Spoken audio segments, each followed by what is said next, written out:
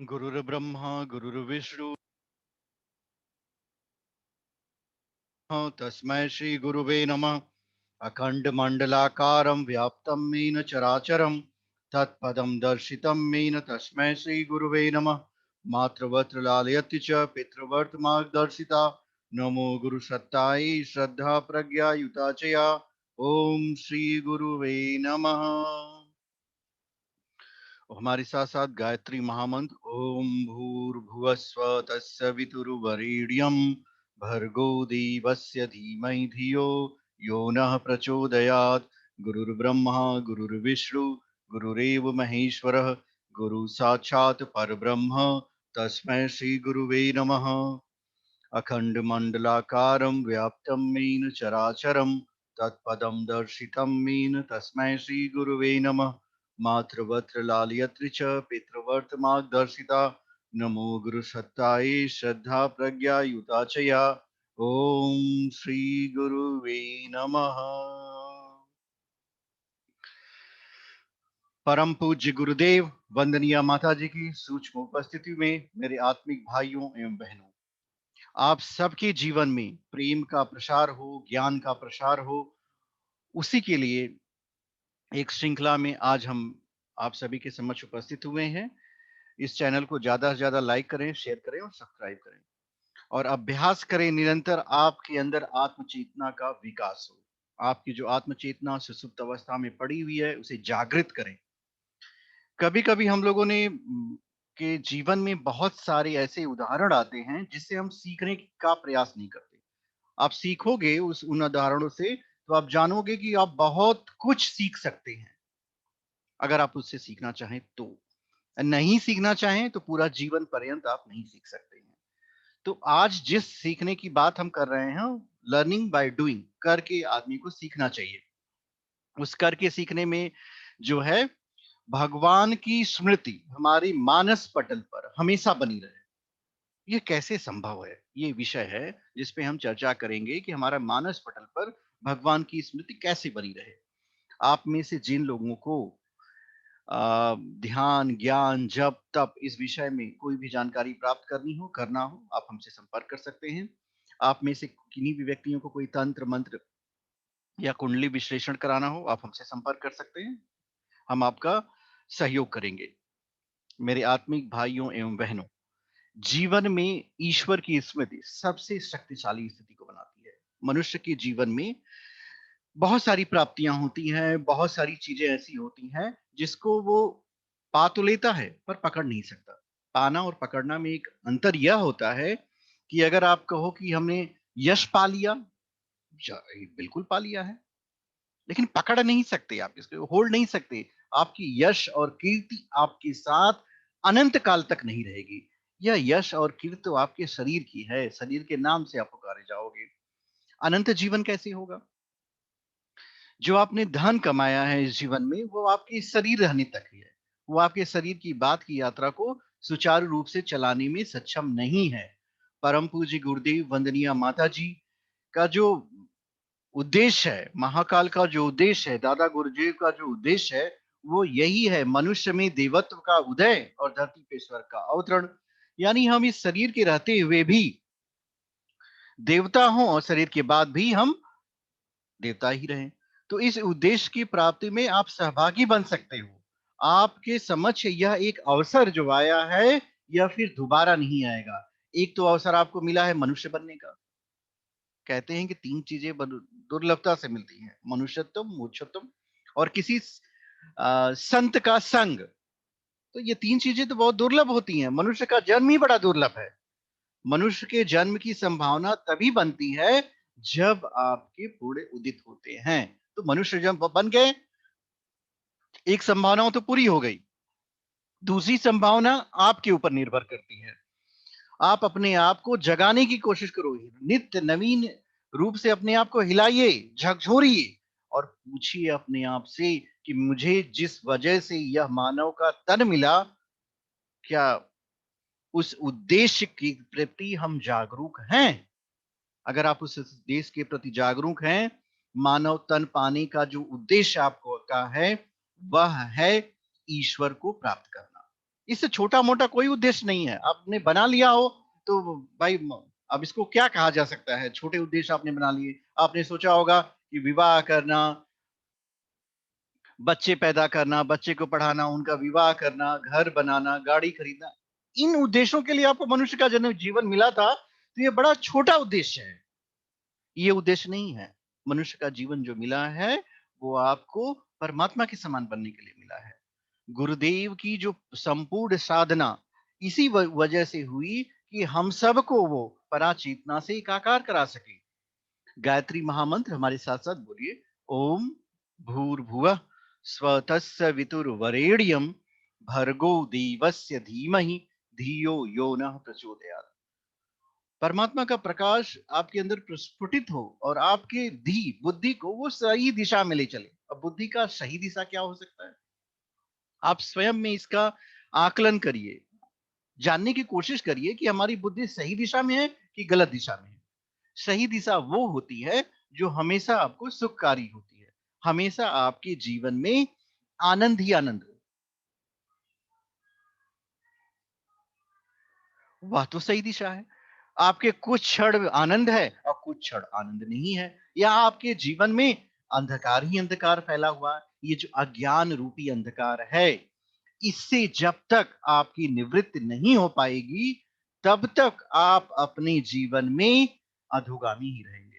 मानव के जीवन की दिशा आपको स्वयं तय करनी है। लोग कहते हैं ना, चढ़े तो चाखे प्रेम रस, गिरे तो चकनाचूर। अगर आप चढ़ेंगे तो प्रेम रूपी रस को का स्वाद ले सकते हैं, और गिरेंगे तो चकनाचूर हो जाएंगे। तो ये बड़ी कठिन डगर होती है। मानव मानव बनना तो ठीक है भाई, मानव बन गए, आपने परिश्रम किया था इसलिए मानव बने, उच्च श्रेणी का की संभावना आपके जीवन में आई। स्वामी विवेकानंद जी कहते हैं that every individual is divine, every individual has potential to be divine. हर व्यक्ति के अंदर यह संभावना है कि वह दिव्य हो जाए, वो डिवाइन हो जाए। अब स्वामी विवेकानंद की संभावना गलत तो नहीं हो सकती। आप इस संभावना को लेकर आए हैं अपने अंदर। जैसे एक बीज के अंदर वृक्ष होता है, उसी तरह डिवाइन होने की संभावना आपके अंदर व्याप्त है। आप दिव्य हो। आपको करना क्या है उस दिव्यता को जागृत करने के लिए? आपको सतत अभ्यास करना है, अपने आप को, अपने मनन चिंतन और जीवन को ईश्वर की तरफ मोड़ने के लिए। देखिए, ये बड़ा सरल रास्ता है। संसार भर में जितनी भी कठिनाइयां आप महसूस कर रहे होंगे, अनुभव कर रहे होंगे, आर्थिक, सामाजिक, साहित्यिक, शारीरिक, इन समस्त व्याधियों का समूल नाश करने का कोई एक महामंत्र है तो गायत्री महामंत्र है। जिसने इस महामंत्र की उपासना की है, उसने उन सभी चीजों को प्राप्त किया है जो दुर्लभ होती हैं, जो सुर दुर्लभ होती हैं, वो प्राप्त की जा सकती हैं। कहते हैं, स्तुता मया वरदा वेद माता प्रचोदयंताम पावमानी द्विजानाम आयुः प्राणम प्रजाम पशुम कीर्तिम द्रविड़म ब्रह्म वर्चसम मह्यम दत्वा प्रजित ब्रह्मलोकम। माँ जो है अपने पुत्र को आयु देती है, प्राण देती है, प्रजा चाहने वाले मिल जाते हैं, द्रविड़म धन मिल जाता है, और शरीर छोड़ने के बाद ब्रह्म वर्चस्व मिलता है, अपनी शरण में ले। ऐसा कौन सी विधा है बताइए? शरीर के रहते हुए भी आप स्वर्गिक आनंद में हो और शरीर के बाद भी आप स्वर्गिक आनंद में रहोगे। तो यह तो महामंत्र इसीलिए कहा जाता है ना इसको। बाकी जितने हैं कहते हैं, महामंत्र जितने जगमाही को गायत्री समनाही। जितने भी मंत्र हैं संसार में, वो गायत्री के समान नहीं है। चाहे कोई तंत्र का साधक हो, चाहे कोई मंत्र का साधक हो, चाहे किसी भी विधा का साधक हो, वह गायत्री के साधक के सामने नहीं टिक सकता। ये परमात्मा की प्रबल प्रचंड शक्ति, स्वयं परमात्मा है कह सकते हैं, जो सन्मार्ग में आपको ले जाते हैं। प्रकाश स्वरूप परमात्मा जो आपको सही दिशा में लेके जाते हैं जीवन को। जब आपके जीवन की दशा सही हो जाएगी, दिशा सही हो जाएगी, तो दशा तो अपने आप सही हो जाएगी। यह आपकी मन क्षेत्र में उत्पन्न विक्षोभ पे विराम लगाता है। आप आगे बढ़ना शुरू कर जाते हो, और जब आप आगे बढ़ोगे तो यह तो आपको आमूल चलू परिवर्तन कर देगा। यह एक विद्यार्थी के लिए भी उतना ही आवश्यक है जितना एक गृहस्थ के लिए, एक सन्यासी के लिए। यह मंत्र सभी में समान रूप से प्रभाव डालता है। किस कोई व्यक्ति ऐसा नहीं हो सकता जिसने कहा हो कि उसने गायत्री की महामंत्र की शरण ली और उसे जीवन में कठिनाइयों से मुक्ति न मिली हो। उसके अंदर का साहस इतना बढ़ जाता है कि कठिनाइयां, दुख, वो तो अपने आप भागते हैं। वह दोनों बाहें फैलाए हुआ कहता है कि हे मेरे दुखों तुम आओ, मैं तुम्हें गले लगाने के लिए तैयार हूं। ये संसार भर की कठिनाइयां आओ, मैं तुमसे दो दो हाथ करने के लिए तैयार हूं। कोई नहीं उसके सामने आ सकता। इतना बड़ा आत्मबल गायत्री साधक के पास होता है। यह आपके पास भी हो सकता है। मैं कोई कपोल कल्पित कल्पना नहीं बता रहा हूं। स्वयं परम पूज्य गुरुदेव मनुष्य के शरीर में महाकाल के रूप में इसके साक्षात उदाहरण है। उनके जीवन से आप देख लो। अगर आपको ऐसा लगता हो कि क्या यह एक मनुष्य इतना कुछ कर सकता है, जिसने 24 वर्ष तक जौ की रोटी खाई हो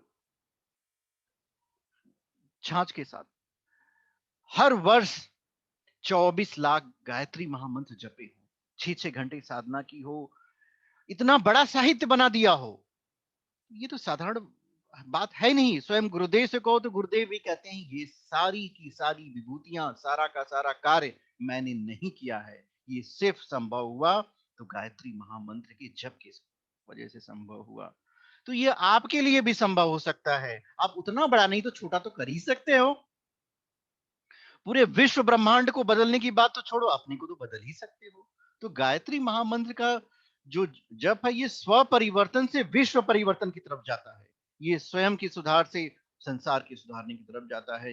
ये एक ऐसा ब्रह्मदंड है जो दुष्प्रवृत्तियों पे प्रचंड कुठाराघात करता है। दुष्प्रवृत्तियां इसके साथ सामने टिक नहीं पाती हैं। संसार भर के जितनी भी असुर हैं, नकारात्मक सोच है, ये सभी से आपको उबार देगा। आप मानसिक अवसाद में चले गए हो, आपका वैवाहिक जीवन सुखमय नहीं चल रहा हो, आपके जीवन में आर्थिक समस्याएं हो रही हो, विद्यार्थी हो तो आपका पढ़ने में मन नहीं लग रहा हो, आप गायत्री महामंत्र की शरण ले लो। कम से कम 3 माला गायत्री महामंत्र का जप करो। ओम भूर्भुवस्व तत्सवितुर्वरेण्यम भर्गो देवस्य धीमहि धियो यो न प्रचोदयात्। यह मंत्र निश्चय ही आपको आगे की तरफ ले जाएगा। आपको अपने जीवन में सकारात्मकता की अनुभूति होने लगेगी।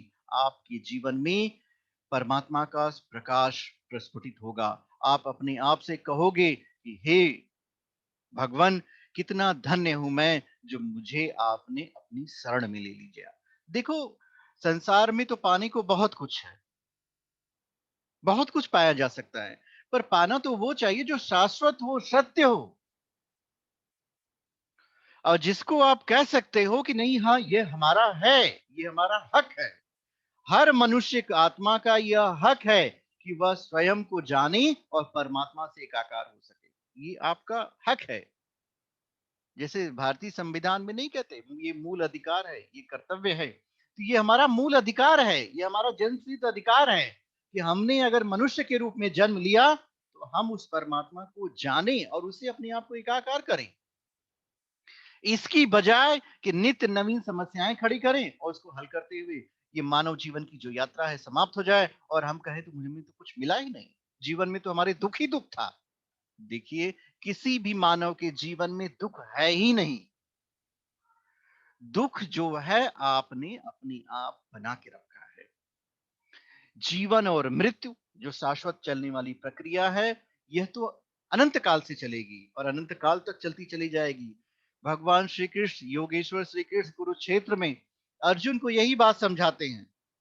तब जाके अर्जुन का अवसाद दूर होता है। उसके अंदर तो वह क्षमता थी ही कि वह धनुष बाण चला सके, पर आत्मिक बल का क्या हुआ?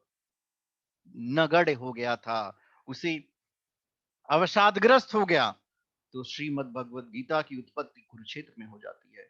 परम पूज्य गुरुदेव हम समस्त अवसादग्रस्त आत्माओं के लिए योगेश्वर श्री कृष्ण महाकाल स्वयं हैं, जो इस समय हर एक व्यक्ति से आह्वान करते हैं कि अपनी अवसाद को छोड़ दो और लग जाओ उस परम चेतना को प्राप्त करने के लिए। ये तुम्हारा जन्मसिद्ध अधिकार है, ये तुम्हारा अधिकार है, इसके लिए आगे बढ़ो।